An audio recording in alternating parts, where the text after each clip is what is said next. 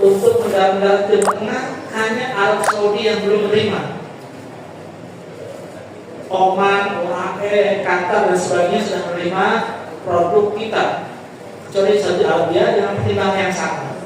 Jadi ini memang menjadi hak otoritas veteriner di setiap negara untuk bisa menerima atau tidak produk hewan dari suatu negara. Jadi saya pastikan untuk daging dam maupun juga kurban dari Arab Saudi dengan pertimbangan teknis yang begitu panjang, kami Kementerian Pertanian belum bisa menerbitkan rekomendasi untuk memasukkan. Jadi itu sejalan juga dengan semangat kita untuk mendorong penyembelihan dam haji kita dilakukan di tanah air, karena bukan hanya dari aspek ekonomi dan sebagainya, termasuk manfaat bagi yang berhak, terutama juga perlindungan terhadap sumber daya hewan kita, karena potensi terbawanya risiko penyakit masih cukup tinggi. Mungkin demikian Pak. Terima kasih Pak Dirjen, penjelasan tambahan yang jelas. Baik, waktu yang disediakan oleh panitia sangat masih ada cukup, karena kita dibatasi nanti sampai pukul 15.30 ya. Baik, ini sesi kedua kita buka. Kita beri ruang yang cukup karena untuk teman-teman kita yang menyimak secara daring, begitu ya panitia, dimohon yang ada mengikuti lewat daring untuk bisa menyampaikan pertanyaan, saran, pendapat, disilakan.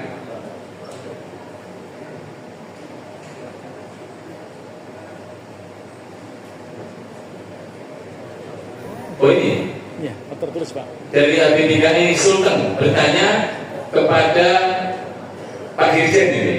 Pertanyaannya Dirjen PKK. Apa rencana Kementerian satu Pak? Ini dari siapa Mas? Ada nama? Maki tadi. Oh dari Maki ya. Oh iya Maki. ABDKI Sultan. Apa rencana Kementerian Peternakan untuk meningkatkan infrastruktur distribusi domba dan kambing di Indonesia Barat? Kedua, bagaimana Kementerian Peternakan, bagaimana Kementerian Pertanian ya, Dirjen Peternakan dapat membantu meningkatkan akseptabilitas pasar bagi peternak domba dan kambing di daerah terpencil.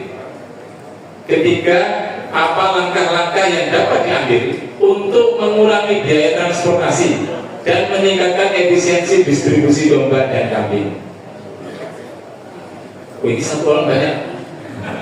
Apa dicampur?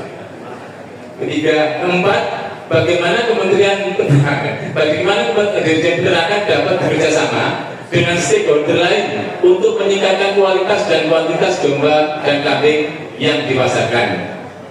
5. Apa program-program yang dapat membantu meningkatkan kemampuan peternak domba kambing di Indonesia bagian barat, terkhusus domba untuk memenuhi kebutuhan? Ya, ini dari Pak Maki, HPDKI Sultan. Ini ketuanya hadir ya? Oh iya. Oke, ini karena ini pertanyaannya banyak, langsung dengan Pak Dirjen dulu. Ya baik, terima kasih Pak Maki dari HPDKI Sultan. Kalau di untuk Sulawesi itu kami terus koordinasi dengan Prof. Sadar, Dekan Fakultas Peternakan Universitas Hasanuddin, yang juga terus membersamai para peternak domba kambing di Sulawesi. Jadi terkait dengan apa cara pertanian untuk meningkatkan infrastruktur distribusi domba dan kambing di Indonesia Barat, yang pertama, kebijakan Kementerian Pertanian adalah mendukung klaster closed loop yang dibangun oleh HPDKI. Karena di situ sudah ekosistemnya sudah cukup baik, dan tentu Kementerian Pertanian terus mendorong yang pertama penyediaan bibitnya. Apapun yang diminta oleh teman-teman peternak domba dan kambing untuk perbaikan genetik kita, tentu sesuai dengan ketentuan peraturan yang ada, pasti akan kita dorong dan kita penuhi. Bagaimana dengan penyebarannya ke wilayah barat, Indonesia Barat, ini yang terus kita dorong.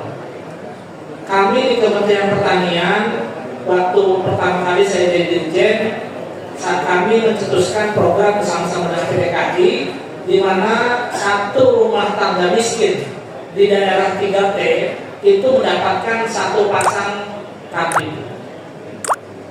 Tujuannya pertama untuk mendapatkan susunya taruhlah 1 liter itu bisa dikonsumsi untuk satu keluarga.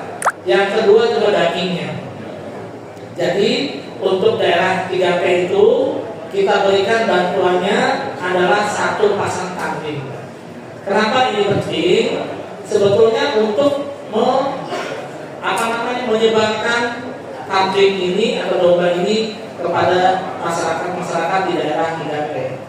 Namun sayangnya saat ini alokasi anggarannya belum ada, sehingga kita mendorong melalui asosiasi dan para peternak secara mandiri. Insya Allah nanti kalau ada program-program ke depan, ada alokasi anggaran dari pemerintah, program ini akan kita matangkan lagi, kita gabungkan lagi, sehingga masyarakat di daerah 3P bisa memperoleh sepasang kambing per rumah tangga. Ini yang kita harapkan.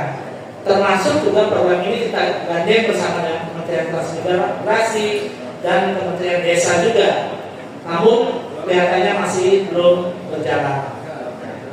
Kemudian untuk meningkatkan aksesibilitas pasar, inilah yang terus kami bersamai teman-teman dari asosiasi. Salah satunya adalah menambah akses pasar domestik kita. Kalau untuk ekspor ke luar negeri pasti kami lakukan untuk membuka negara-negara baru termasuk Brunei untuk hidupnya. Tetapi kalau dam nanti bisa dilakukan di tanah air, insya Allah kita tidak perlu ekspor hidup. Yang kita ekspor adalah karkas dan dagingnya. Karena kalau ekspor hidup, nilai tambahnya masih lebih kurang dibandingkan kalau yang kita ekspor dagingnya. Nah ini mudah-mudahan dengan adanya pemotongan dam di dalam tanah air, ekosistem hilirnya juga akan berjalan. Itu yang harus kita lakukan. Kemudian apa langkah dapat diambil untuk mengurangi biaya transportasi? Saat ini Bapak Ibu sekalian, bersama dengan Kementerian Perhubungan kita sudah punya kapal yang namanya Cemara Nusantara. Sudah ada sampai 7 atau 8 kalau tidak salah. Dan termasuk untuk mobilisasi sapi-sapi kita untuk kurban tahun ini dari NTB, dari Bima khususnya, kita juga menggunakan kapal Cemara Nusantara. Dan karena loadnya terlalu tinggi, kami mendorong jalur melalui Direktorat Jenderal Perhubungan Darat, bukan hanya yang laut, untuk membuka akses distribusi tersebut. Jadi kalau untuk domba dan kambing juga kalau memang ada pergerakan dan kebutuhan yang banyak, itu kita bisa dorong untuk difasilitasi pemerintah, tentu bersama dengan kementerian lembaga yang terkait. Tapi kalau saya yakin untuk domba dan kambing ini melalui HPDKI sudah selesai, tidak perlu minta bantuan pemerintah, karena sengaja klaster closed loop yang dikembangkan oleh HPDKI ini adalah bentuk kemandirian dari ekosistem peternakan domba dan kambing yang sudah dibangun dan sudah berjalan dengan baik. Kemudian 4, bagaimana bekerjasama dengan stakeholder untuk meningkatkan kualitas dan kualitas domba dan kambing yang dipasarkan. Saat ini sebetulnya Bapak Ibu sekalian, untuk perbibitan, Balai Inseminasi Perbibitan kami terus bekerjasama dengan lembaga perbibitan New Zealand dan Denmark untuk mengembangkan semen domba dan kambing, termasuk juga embryo transfer. Tapi memang tidak mudah, dan terus kita kembangkan untuk meningkatkan kualitas bibit kita yang lebih murah lagi. Karena kalau kita mendatangkan bibit yang ternaknya tentu jauh lebih mahal, dan ini terus kita dorong, kita kembangkan. Kemudian dengan stakeholder yang lain, tentu dari sisi hilir kita juga diskusi dengan Pak Ketua bagaimana menggandeng NAMPA, salah satu asosiasi industri pengolahan daging, untuk menyiapkan nanti tadi kebutuhan untuk pengolahan daging. Ini juga terus kita lakukan.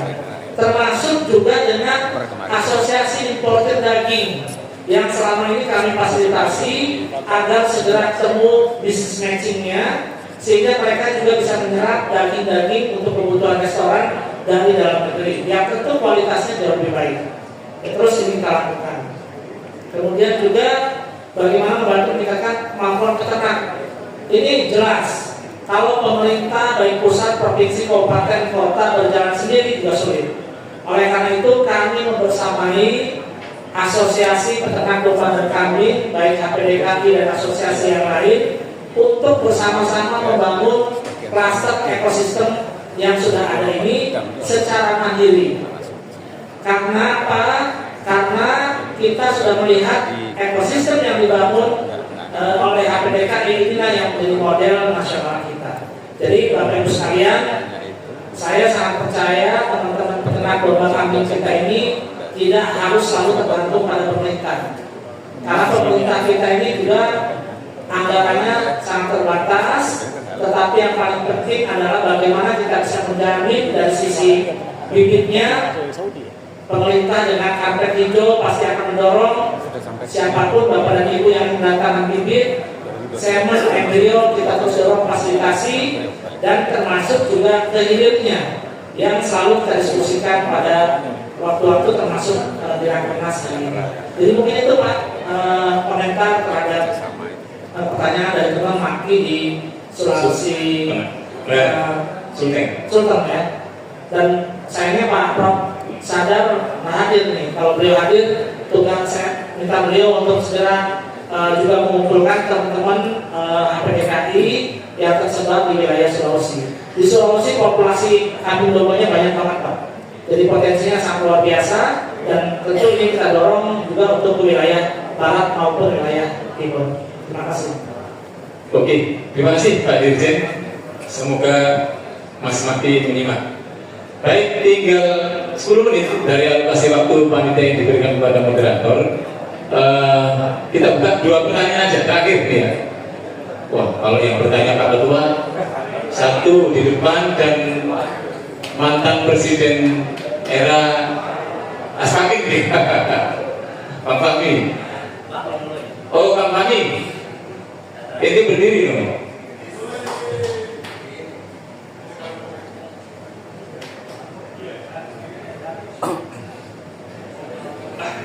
Silakan. Bismillah, Assalamualaikum warahmatullahi wabarakatuh. Mohon izin untuk bertanya tentang masalah dam. Jadi kita ini ya teman-teman, salah satunya itu juga merasakan ketika urusan catering yang siang-siang itu ya kita sebutkan di sini ya, itu teman-teman menjadi bukan pihak pertama, kedua, bahkan ada yang jadi pihak keempat. Nah pertanyaan saya ini, kalau seandainya nanti dam ini itu sah untuk di luar tanah haram boleh disembelih, ini bagaimana skema agar para peternak, saya mewakili teman-teman yang dari belakang yang nggak berani ngomong, ya kan cuma bisa bisik-bisik, kesel juga saya. Jadi saya ngomong deh. Ini bagaimana teman-teman ini tidak hanya jadi penonton, ya teman-teman peternak ini biasanya cuma jadi penonton, dan ini jadi bancakan yang di atas. Jadi perusahaan-perusahaan besar akan mengambil alih dan teman-teman cuma kebagian sedikit. Yang pertama itu. Yang kedua, saya mau menginfokan juga untuk Pak Dirjen, mohon maaf, hari ini Pak, harga domba kambing itu turun. Senang saya juga. Saya pribadi senang ya kalau untuk ini, karena saya kan dihilir baiknya. Tetapi dari peternak-ternak, kebetulan bapak saya juga masih peternak di daerah Karawang. Ini sekarang turun sekitar 10 sampai dengan 15% untuk kurban ini. Ya, hari ini di pasaran Jakarta itu harga hidup di 51.000. Ya, tahun kemarin itu di harga hari-hari ini udah di 57 sampai dengan 58 dan naik terus. Apalagi kalau kita berbicara dengan majir di Jakarta itu udah 40.000. Seperti itu. Jadi bagaimana pandangan dari pemerintah tadi yang dam itu jangan sampai kita cuma dapat belakangan, tetapi menjadi pemain utamanya, dan juga tentang penurunan harga yang ada sekarang. Seperti itu. Terima kasih Pak. Assalamualaikum warahmatullahi wabarakatuh. Waalaikumsalam warahmatullahi wabarakatuh. Terima kasih. Pak Ketua, silakan.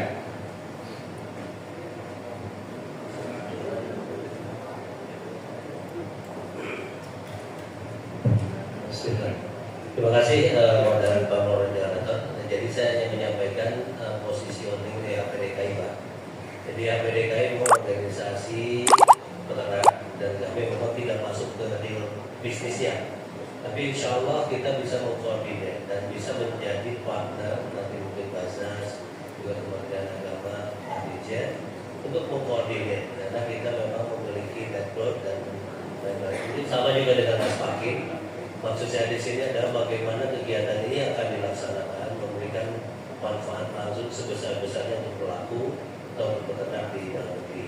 Jadi karena juga 4.000 memang tidak besar Pak, tapi kalau networking yang kita tidak paham ke bawahnya itu nanti akan ketemu dengan beberapa middleman yang sebetulnya tidak menguasai stok. Insya Allah kalau memang nanti saya kemarin juga sudah kontak-kontak dengan Basnas, memang nanti tinggal hilirisasinya aja kalau nanti sampai ke kaleng. Kalau dari aspek ternak hidupnya sampai pemotongannya, insya Allah APDK untuk malah kembali dengan Pak Dirjen kan kita sudah survei berapa kali untuk kepentingan teman-teman di kursi ini. Jadi nanti tinggal mengalihkan aja ke prosesinya. Jadi demikian harapan kami memang ini bisa memberikan kemaslahatan yang besar untuk para peternak di Indonesia. Terima kasih. Assalamualaikum warahmatullahi wabarakatuh. Waalaikumsalam. Terima kasih Pak Ketum. Baik, kayaknya pertanyaan Bang Fahmi, kalau Pak Ketum tadi posisi HPDKI gitu ya. Nah ini Bang Fahmi ini bisa mungkin Prodirman juga atau juga Basnas gitu ya. Dari Ustaz Khalid mengenai skema peternak agar tidak menjadi penonton saja gitu ya. Cuma kebagian angin-anginnya doang gitu. Kemudian harga kambing turun. Disilakan.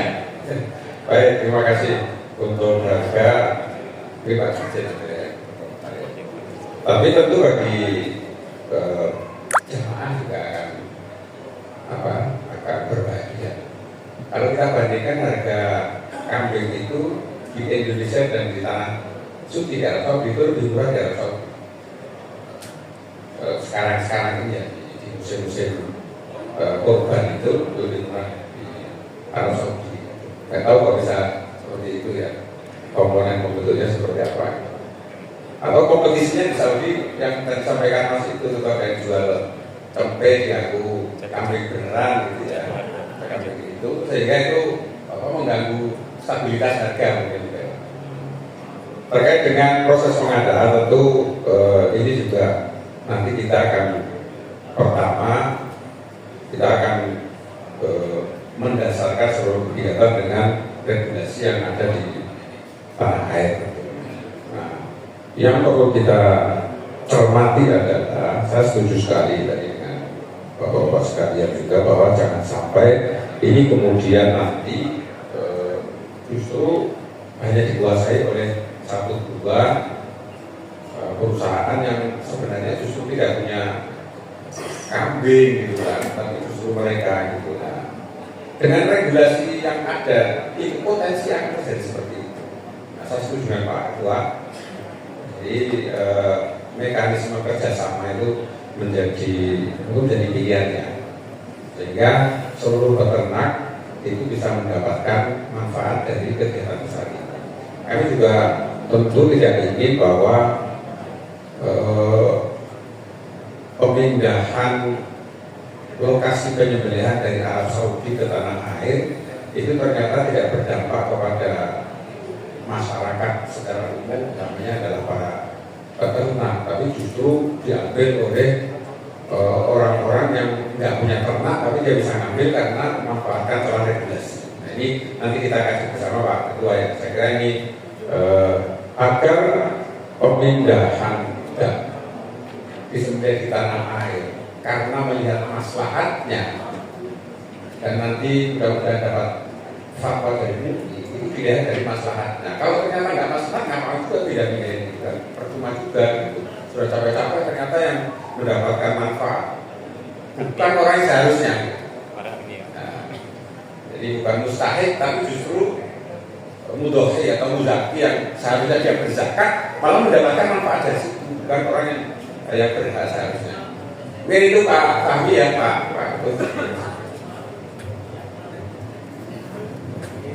Mungkin penambahan Pak Yai? Saya punya bayangan kalau zakat fitrah ya dikiaskan pada zakat fitrah.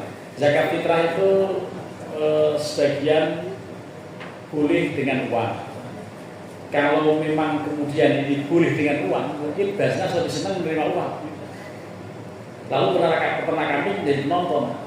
Nah, supaya tidak begitu ya, di antara regulasinya nanti bahwa ini harus bentuknya kambing atau bentuknya domba gitu. Jadi kalau misalnya dikompensasi kepada khimah, kepada duit atau uang, itu nanti menjadi bisa berpotensi dikuasai oleh pihak tertentu. Ini penting nanti dari sisi regulasi atau pandangan keagamaan harus turun di situ. Yang mengenai bolehkah diganti dengan khimahnya dengan harganya atau harus wujud duit, karena yang orang jam meneteskan darah kurban itu harus konkret gitu. Ya, terkait dengan harga ini saya sedikit cerita Pak. Saya itu baru kemarin masuk rumah sakit gara-gara harga ayam di tingkat peternakan anjlok. Jadi leher saya sedang banget, kepala juga. Waktu itu mau pelantikan pejabat fungsional, karena udah 2 minggu kita ngurusin ayam dan naik-naik harganya. Nah, cuma bedanya kalau ayam ini masuk dalam Bapokting, barang pokok dan penting, sehingga Badan Pangan Nasional sesuai dengan Perpres yang ada itu telah menetapkan harga acuan pembelian baik di tingkat produsen maupun juga di tingkat konsumen. Nah, untuk domba dan kambing ini dagingnya juga belum masuk Bapokting, sehingga pemerintah sampai saat ini tentu beberapa lembaga yang memiliki kewenangan itu belum bisa menerbitkan harga acuan pembelian baik di tingkat produsen maupun di tingkat konsumen. Artinya apa? Artinya diserahkan kepada mekanisme pasar. Nah, apalagi kalau Dirjen PKH suruh ngomong masalah harga, jangan sampai masuk rumah sakit kedua kali. Karena kami di pertanian tugasnya adalah untuk peningkatan produksi. Jadi kalau produknya terus naik, populasinya, produksinya meningkat, itu sudah keberhasilan dari Kementerian Pertanian. Masalah harga dan sebagainya tentu mekanisme pasar dan hukum supply dan demand itu masih berlaku. Nah, cuma tadi dari sisi konsumen, kalau harganya murah atau rendah itu kan bagus. Tapi bagi sisi produsen juga jangan mau jualan dengan harga di bawah harga pokok produksinya. Nah, ini tentu kembali kepada rekan-rekan peternak sendiri. Pada saat permintaan tinggi, seharusnya yang ada harga itu naik, bukan malah turun. Jadi kaget juga saya kalau tadi disampaikan di Jawa Barat, di Jakarta harganya 51.000 ya. Itu padahal waktu 2 minggu yang lalu saya di Malang harganya sudah 60.000. Padahal di Jakarta daerah konsumen, di Malang daerah produsen. Ini kan yang aneh. Ini anomali Bapak Ibu sekalian. Di daerah produsen harganya 60.000 per kilogram berat hidup, di Jakarta daerah konsumen malah 51.000. Nah, ini siapa yang bermain? Kembali lagi untuk masalah supply demand dan harga ini, saya mohon teman-teman peternak juga pandai. Jangan sampai mau ini seperti komunitas sebelahnya nih yang dimiliki Pak Wali Kota Tangerang Selatan, broiler itu sangat ruwet, sangat kompleks. Kenapa? Karena pelakunya banyak. Nah, ini kambing domba ini pelakunya masih sama nih homogen. Jadi Pak Ketua, jangan sampai nanti isu masalah harga ini menjadi bulan-bulan terus. Kami impornya sudah kita stop sejak November tahun lalu. Sekarang ini yang datang ke tempat saya untuk minta dibuka impornya ini luar biasa banyak Pak. Karena kekurangan barangnya sudah mau habis. Jadi kalau masih ada keluhan lagi harganya turun, yang salah di mana? Ini yang tentu teman-teman peternak yang harus bisa juga menyelesaikan masalahnya. Karena sekali lagi mekanisme pasarnya adalah mekanisme pasar yang bebas. Hukum supply dan demand pasti akan berlaku. Seharusnya pada permintaan untuk kurban ini yang cukup tinggi dibandingkan bulan-bulan biasa, harga harus tinggi. Tidak seperti yang terjadi disampaikan tadi. Mungkin ada sesuatu yang anomali kalau seperti itu. Dan saya tentu tidak bisa menjawab terkait dengan masalah harga di tingkat lapak untuk kurban di Jakarta. Tapi saya coba akan cek tim saya, karena kami terus memantau kesehatan hewannya sekaligus ngintip harganya. Ya, jangan sampai nanti harganya betul tadi yang 51.000, berarti ada anomali dan ini yang harus kita perbaiki. Dan siapa yang melakukan perbaikan tentu teman-teman peternak sendiri. Terima kasih. Oke, terima kasih Pak Dirjen. Mohon maaf, Prof. Hilman masih bersama kita kan? Gitu ya, malam. Murah di sini. Prof. Hilman masih. Bisa begitu ya. Prof. Hilman, diserahkan mungkin menyimak lalu lintas pikiran para teman-teman ini. komoditas pertanian harganya tuh Gitu ya, nggak ini ya. tapi saat permintaan tinggi sekarang rebut dong buat Prof. Hilman, Iya, untuk musim kurban mesti kan berbasis lagi 1,4 juta. oke, karena beliau sudah tidak bersama kita lagi, maka sesuai alokasi waktu sedikit lebih 5 menit ya, masih ditoleransi oleh panitia tadi itu. Jadi Bapak-Bapak Ibu sekalian, berarti telah selesai sudah untuk sesi kita dalam Rakernas PDKI ini pada tahun ini. Intinya satu, bahwa kita semua sudah siap. Kita semua, tapi tidak termasuk MUI, karena kami masih menunggu Bapak MUI. Kalau Bapak MUI sudah oke, maka 100% kita siap. Kemudian insya Allah kami berharap dari para peternak untuk tidak lanjut dari pertemuan agar regulasi dan segala macam turunannya itu bisa win-win solution, memberikan kebahagiaan tersendiri bagi para peternak. Saya pikir dua itu saja yang bisa disimpulkan ya dari pembicaraan ini. Sungguh kami sangat menunggu dari Fatwa Majelis Ulama. Dan kami terus berdoa Pak, untuk proses pengambilan keputusan, ikat hukumnya dan seterusnya gitu ya. Karena ini untuk kebermanfaatan umat Islam di Indonesia. Baik, panitia kami kembalikan. Terima kasih, mohon maaf kalau kurang berkenan. Aplaus kepada beliau-beliau yang sudah bersama kita bersama selaku moderator. Kami mohon maaf. Assalamualaikum warahmatullahi wabarakatuh. Waalaikumsalam warahmatullahi wabarakatuh.